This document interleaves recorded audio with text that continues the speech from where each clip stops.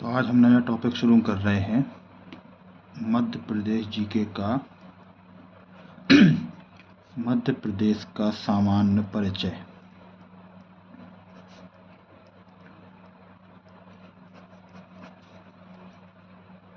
तो इसमें सबसे पहले बात करते हैं कि राज्य का गठन कब हुआ था। राज्य का गठन जो कि हुआ था 1 नवंबर 1956 को। किन किन को मिलाया गया था? तो ये मिलाया गया था मध्य प्रांत को, मध्य भारत को, विंध्य प्रदेश को।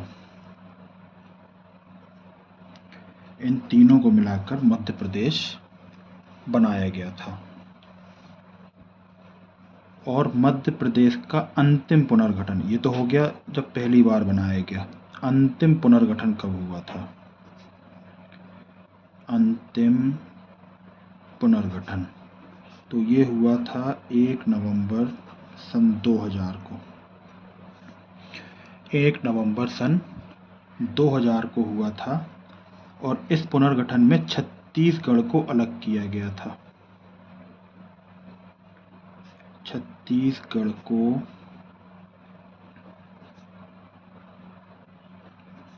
अलग किया गया 1 नवंबर सन 2000 में। अब थोड़ा सा बात करते हैं। 5 अक्टूबर 2023 को 2 नए जिले बनाए गए। 2 नए जिले बनाए गए। पहले 53 थे, अब टोटल 55 जिले हैं मध्य प्रदेश में। कौन कौन से जिले बनाए गए? एक तो बनाया गया है पादुर्णा और अगला बनाया गया है मैहर।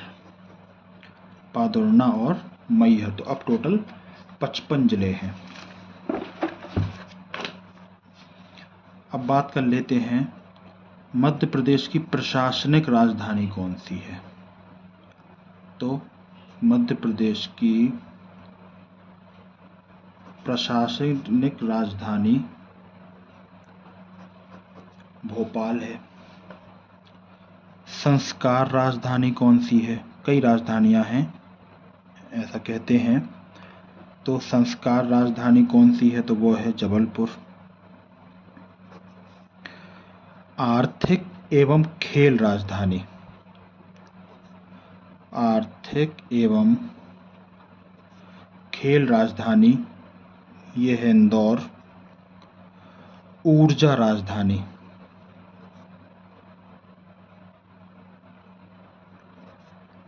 तो ऊर्जा राजधानी है सिंगरौली। ऊर्जा राजधानी है सिंगरौली। इसके बाद ग्रीष्मकालीन, तो ग्रीष्मकालीन राजधानी पचमढ़ी। ग्रीष्मकालीन राजधानी है पचमढ़ी। इसके बाद आती है संगीत राजधानी। संगीत राजधानी है मैहर। फिर बात आती है चित्रकला राजधानी। तो चित्रकला राजधानी है भीमबेटका। भीमबेटका। अब मध्य प्रदेश के बहुत सारे नाम हैं। क्या? मध्य प्रदेश के नाम। मध्य प्रदेश को कई नामों से बुलाया जाता है। जैसे इसको हृदय प्रदेश भी कहते हैं। इसके अलावा टाइगर प्रदेश भी कहते हैं। हीरा प्रदेश भी कहते हैं क्योंकि हीरा भी निकलता है मध्य प्रदेश के पन्ना जिले में। नदियों का मायका कहा जाता है। नदियों का मायका कहा जाता है। वनों का राज्य कहा जाता है। तेंदुपत्ता राज कहा जाता है। तेंदुपत्ता राज्य। तेंदुआ राज भी कहा जाता है। इसके अलावा गिद्धराज, गिद्धराज भी कहते हैं, वुल्फ स्टेट भी कहा जाता है। इसके अलावा चीता राज्य भी कहा जाता है, चीता राज्य, और साथ में राष्ट्रीय उद्यानों का राज्य भी कहा जाता है, राष्ट्रीय उद्यानों का राज्य और घड़ियाल राज्य, घड़ियाल राज्य भी कहते हैं। तो ये हो गए मध्य प्रदेश के नाम। अब बात करते हैं मध्य प्रदेश के प्रतीक चिन्ह। मध्य प्रदेश के प्रतीक चिन्हों के बारे में तो सबसे पहले तो बात कर लेते हैं राजकीय पशु। राजकीय पशु, तो मध्य प्रदेश का राजकीय पशु है बारहसिंगा। क्या? बारहसिंगा, ये राजकीय पशु है और इसका वैज्ञानिक नाम रूसरवस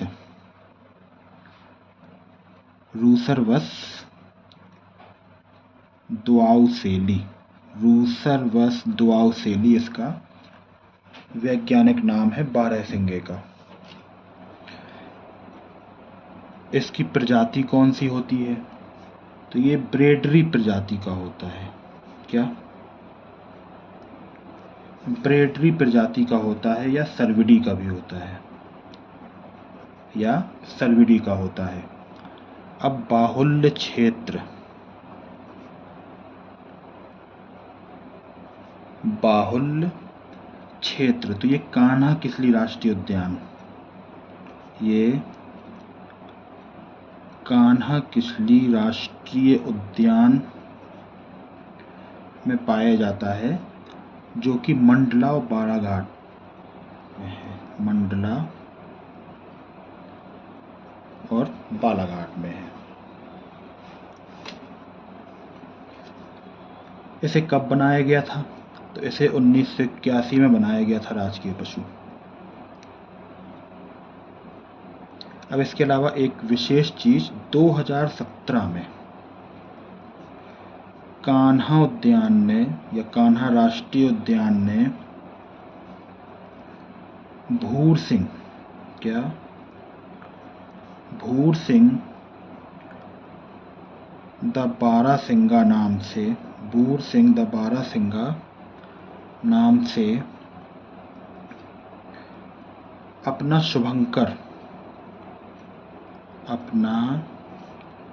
शुभंकर जारी किया है, अपना शुभंकर जारी किया। अब इसके बाद बात करते हैं राजकीय पुष्प की। राजकीय पुष्प जो कि है सफेद लिली।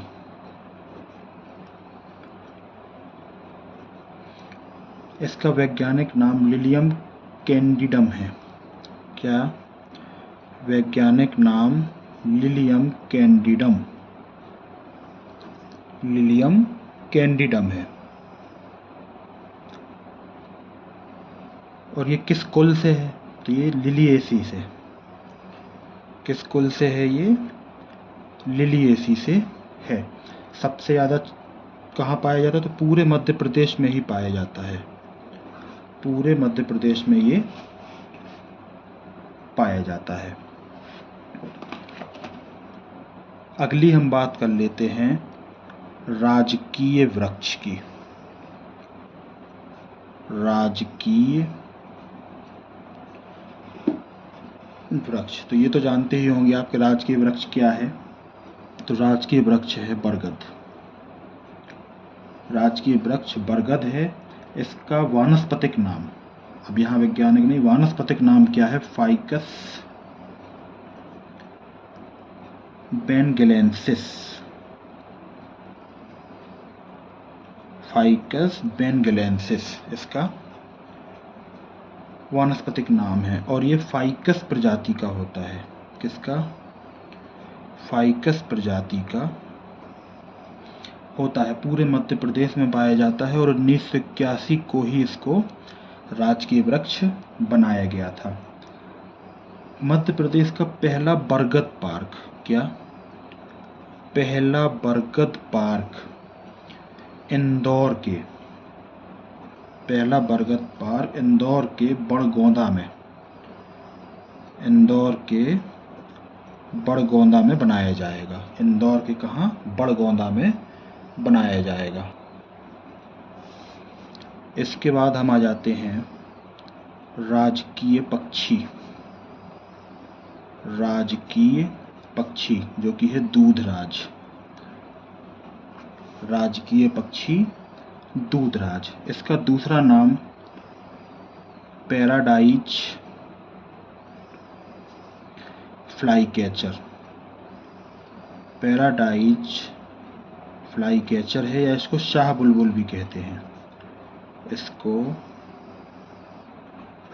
शाह बुलबुल भी कहा जाता है। इसका वैज्ञानिक नाम टर्पसिफोनी पैराडाइजे है, टर्पसिफोनी पैराडाइजे, टर्पसिफोनी पैराडाइजे है वैज्ञानिक नाम, और ये पश्चिमी मध्य प्रदेश में पाया जाता है।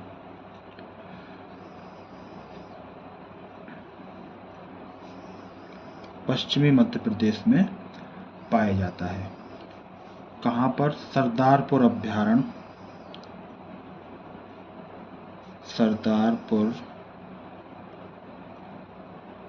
अभ्यारण्य, धार, सैलाना अभ्यारण्य, रतलाम, और इसे भी 1981 में ही घोषित किया गया था। कब किया गया था? 1981 में घोषित किया गया था। इसके बाद बात कर लेते हैं राजकीय फल, राजकीय फल जो कि है आम, मध्य प्रदेश का राजकीय फल आम है। इसका वानस्पतिक नाम जो है मैंगीफेरा इंडिका है, मैंगीफेरा इंडिका, मैंगीफेरा इंडिका पूरे मध्य प्रदेश में पाया जाता है। और मध्य प्रदेश में जो प्रमुख आम की प्रजातियां हैं उसमें पहला तो होता है नूरजहां, यह एक आम की प्रजाति है जो अलीराजपुर जिले में है। दूसरी प्रजाति है सुंदरजा जो कि रीवा जिले की है। तो ये आम की प्रजातियां हैं जो कि मध्य प्रदेश में हैं।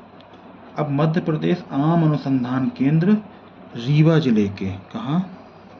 आम अनुसंधान केंद्र रीवा जिले के गोविंदगढ़ में है, रीवा जिले के गोविंदगढ़ में है आम अनुसंधान केंद्र, आम अनुसंधान केंद्र रीवा जिले के गोविंदगढ़ में है।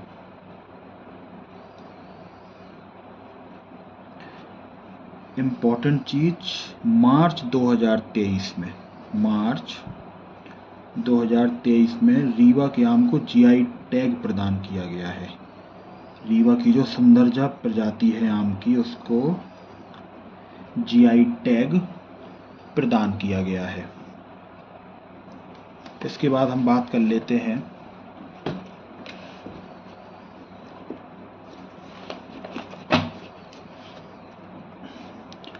राजकीय मछली, राजकीय मछली जो कि महाशीर है, राजकीय मछली जो कि महाशीर है, और इसका वैज्ञानिक नाम टॉरपिटिटोरा, टॉरपिटिटोरा है, और ये टोर प्रजाति की होती है, टॉरपिटिटोरा है और ये टोर प्रजाति की होती है। इसका बाहुल्य क्षेत्र नर्मदा नदी है, मतलब नर्मदा नदी में ये सबसे ज़्यादा पाई जाती है, और खरगोन एवं खंडवा जिले में, खरगोन एवं खंडवा जिले में 2011 में से घोषित किया गया था राजकीय मछली, 2011 में। और ये बड़वाह में, कहाँ, बड़वाह में महाशीर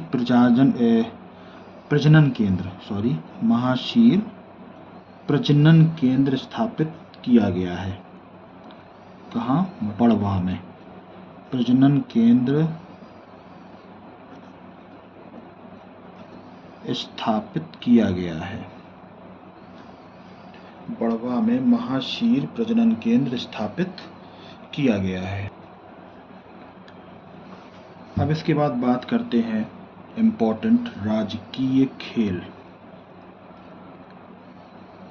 राजकीय खेल जो कि है मलखंब। राजकीय खेल मलखंब 2013 में घोषित किया गया था और ये मालवा क्षेत्र में। विशेष मलखंब मध्य प्रदेश अकादमी उज्जैन में स्थित है। क्या, मध्य प्रदेश मलखंब अकादमी कहाँ, उज्जैन में स्थित है। और प्रभाष जोशी सम्मान इसी के उपलक्ष्य में दिया जाता है। क्या, प्रभाष जोशी सम्मान मलखंब के क्षेत्र में दिया जाता है। और 2020 में मलखंब को राष्ट्रीय खेल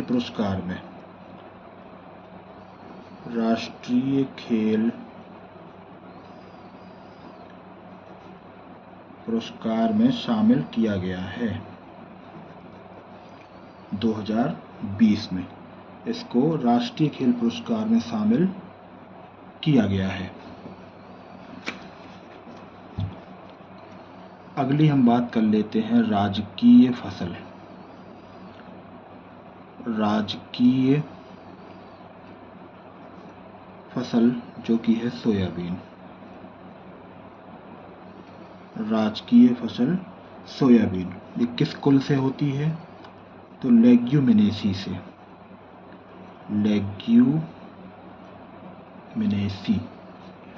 लेग्यूमिनेसी से होती है। इसका वानस्पतिक नाम जो है वो ग्लाइसिन मैक्स है। Glycine max. कौन कौन सी किस्म होती है इसकी? तो एक तो होती है समृद्धि, एक होती है प्रसाद, एक होती है प्रतिकार, ये सब इसकी किस्में हैं। एक होती है अहिल्या और एक होती है अलंकार। ये अलग अलग टाइप की होती है, तो ये इसके सभी टाइप हैं या किस्में हैं। सबसे ज़्यादा इसका उत्पादन कहाँ होता है? तो मालवा में होता है। सबसे ज़्यादा इसका उत्पादन मालवा में होता है। तो ये थी हमारी राजकीय फसल। अब बात करते हैं राजकीय नाट्य की। राजकीय नाट्य तो ये होता है माछ। मध्य प्रदेश का राष्ट्रीय नाट्य है माछ, जो कि मालवा क्षेत्र में प्रचलित है और ये मालवी लोक जीवन पर आधारित होता है। किस पर? मालवी लोक जीवन पर आधारित होता है। इसके मुख्य कलाकार कौन कौन से हैं? इसके मुख्य कलाकार हैं सिद्धेश्वर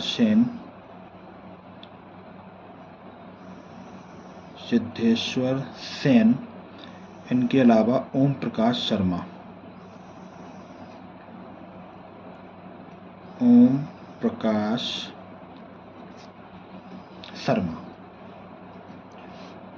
अगले बात कर लेते हैं हम राजकीय नृत्य। राजकीय नृत्य जो कि है राई, किस क्षेत्र में होती है? बुंदेलखंड में। बुंदेलखंड में राई बहुत प्रचलित है।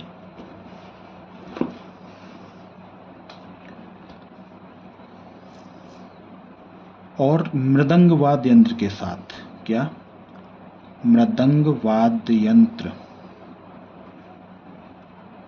के साथ शुभ अवसर पर किया जाता है। पद्मावत ग्रंथ में, किसमें? पद्मावत ग्रंथ में राई लोक नृत्य का वर्णन किया गया है। इसके प्रमुख कलाकार जो हैं ज्ञानेश्वरी, प्रमुख कलाकार ज्ञानेश्वरी कटनी के हैं।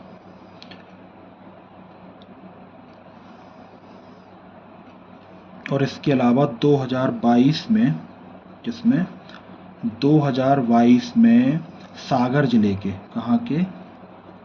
सागर जिले के राम सहाय पांडे, सागर जिले के राम सहाय पांडे जी को राई नृत्य के लिए पद्मश्री पुरस्कार दिया गया। क्या?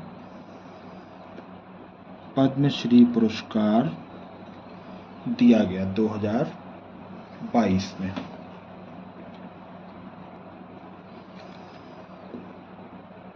अब बात करते हैं राजकीय चिन्ह। राजकीय चिन्ह, तो मध्य प्रदेश का जो राजकीय चिन्ह है, आपने देखा होगा ऐसा होता है वो, जिसमें यहाँ पर वो 4 शेर बने हुए होते हैं, यहाँ सत्यमेव जयते लिखा रहता है, मध्य प्रदेश शासन लिखा रहता है। तो इस चिन्ह में बाहर 24 स्तूप हैं। कितने? 24 स्तूप बने हुए हैं ऐसे ऐसे। फिर उसके बाद क्या है? उसके बाद एक वृत्त है। उसके बाद एक वृत्त है जो तरक्की और विकास की असीम संभावनाओं का प्रतीक है। किसकी? तरक्की और विकास की असीम संभावनाओं का प्रतीक है। इसके भीतर ऊपर की तरफ लिखा हुआ है मध्य प्रदेश शासन, मध्य प्रदेश शासन, नीचे लिखा है सत्यमेव जयते, सत्यमेव जयते। शायद आप चिन्ह को देख पा रहे होंगे। तो ये वो चिन्ह है। इसमें राज्य की प्रमुख फसलें गेहूं और धान की बालियां भी अंकित हैं। राज्य की प्रमुख फसलें गेहूं और धान की बालियां भी अंकित हैं। और केंद्र में अशोक स्तंभ की आकृति, केंद्र में अशोक स्तंभ की सिंह आकृति, अशोक स्तंभ की सिंह आकृति और हमारे राजवृक्ष बरगद को दर्शाया गया है। मध्य प्रदेश का गान, ये सभी ने सुना होगा। मध्य प्रदेश का गान जो है वह है सुख का दाता सबका साथी। सुख का दाता, सुख का दाता सबका साथी ये है। इसे कब बनाया गया था? 2010-11 में इसे बनाया गया था। इसके रचनाकार कौन है? तो इसके रचनाकार हैं महेश श्रीवास्तव। महेश श्रीवास्तव। संगीतकार हैं सुनील झा एवं आदेश श्रीवास्तव। सुनील झा एवं